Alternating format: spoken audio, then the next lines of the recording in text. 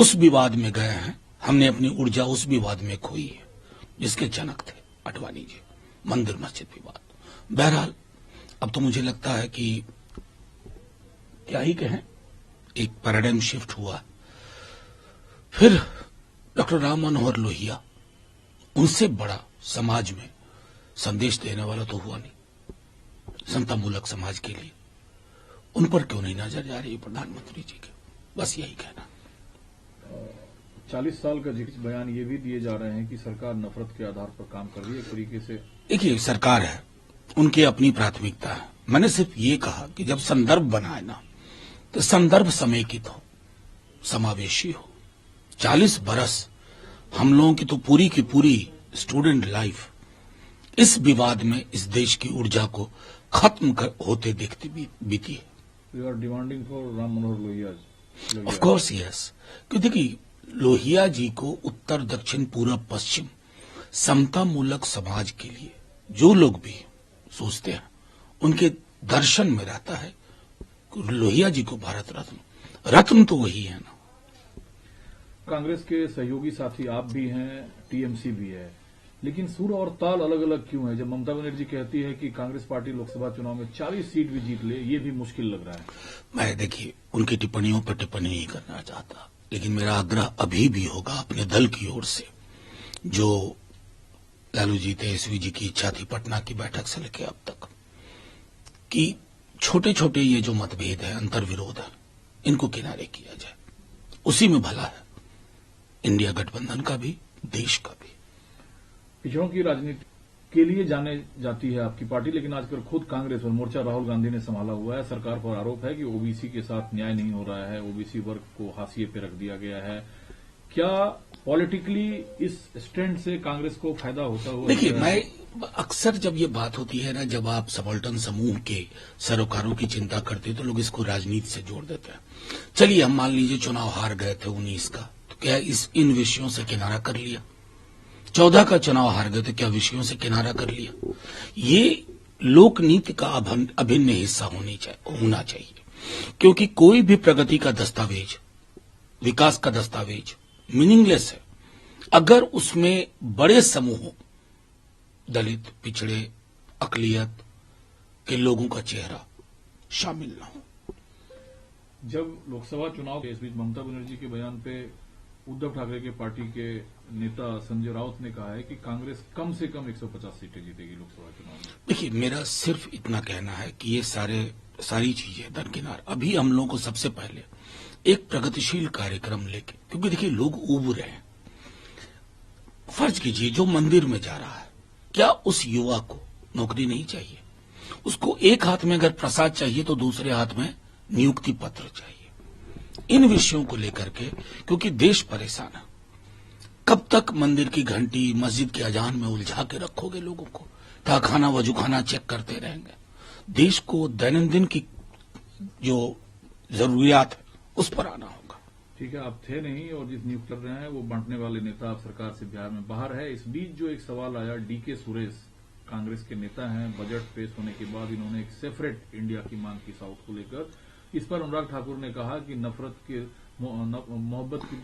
की बाजार में मोहब्बत की दुकान खोलने वाले जो नेता हैं उनके नेताओं की जुबान है। देखिए, अनुराग ठाकुर जी की कौन सी जुबान थी जब उन्होंने कहा था कि गोली मारो डैश डैश डैश?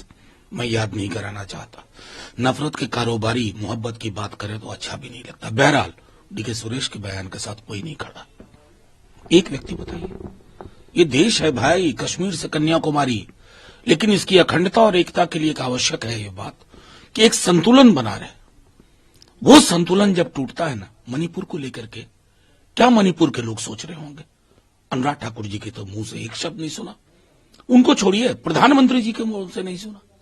तो राज्य, ये जो पूरा का पूरा हमारा चरित्र है ना देश का, वो इमोशनल, उसको मैं कहूंगा कि कोलिशन भी है। सब राज्य भावना से जुड़े हुए, उस भावना को ठेस मत पहुंचाइए।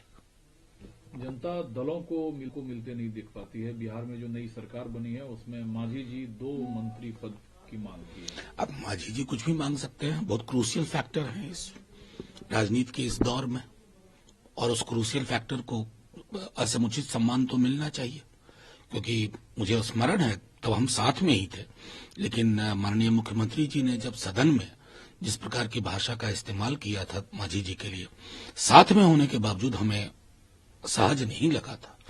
मैं तो सिर्फ इस गठबंधन को कहूंगा कि इस तरह के अंतर्विरोध जो है ना, वो ये बताते हैं कि आपने एक अच्छी सरकार, जो पहली बार लाखों लाख नियुक्तियां बट रही थी, पता नहीं किसको दर्द हुआ, कौन सा दर्द हुआ।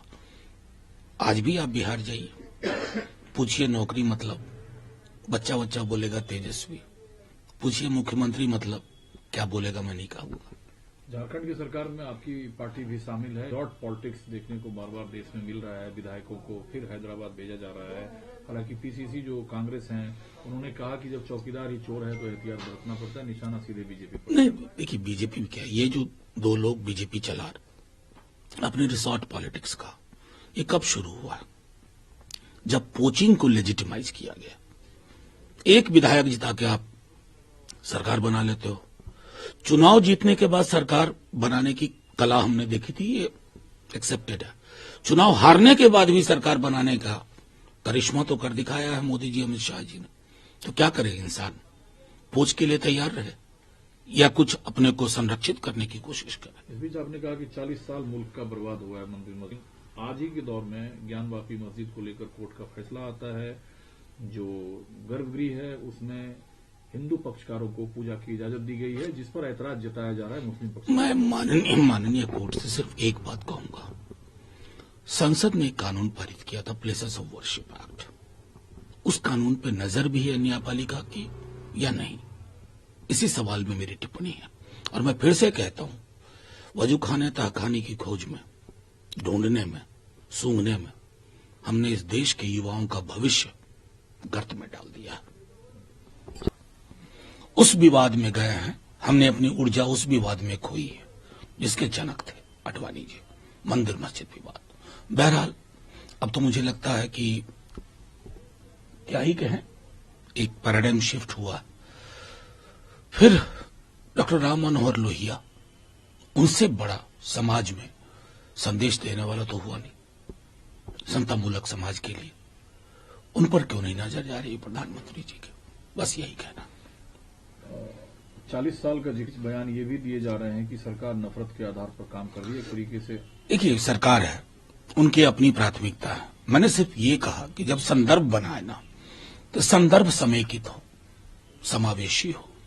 40 बरस हम लोगों की तो पूरी की पूरी स्टूडेंट लाइफ इस विवाद में इस देश की ऊर्जा को खत्म होते देखती बीती है। We are demanding for Ram Manohar Lohia. Of course yes, क्योंकि देखिए लोहिया जी को उत्तर दक्षिण पूरब पश्चिम समतामूलक समाज के लिए जो लोग भी सोचते हैं, उनके दर्शन में रहता है लोहिया जी को भारत रत्न। रत्न तो वही है ना।